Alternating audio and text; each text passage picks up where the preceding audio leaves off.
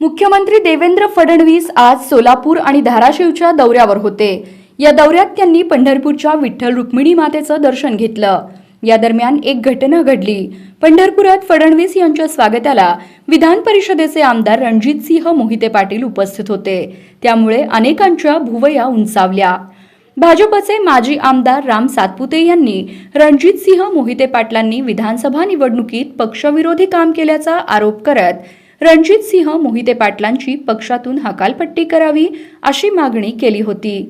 विशेष म्हणजे वरिष्ठांनी मोहिते पाटलांना या विषयावरून खुलासा मागितला होता, पण आता फडणवीस यांच्या स्वागताला येत रणजितसिंह मोहिते पाटलांनी मास्टर गेम खेळल्याचं बोललं जात आहे। इतकंच काय तर देवेंद्र फडणवीस यांनी रणजितसिंह मोहिते पाटलांना सोबत घेत प्रशांत परिचारक यांच्या घरी भेट देखील दिली।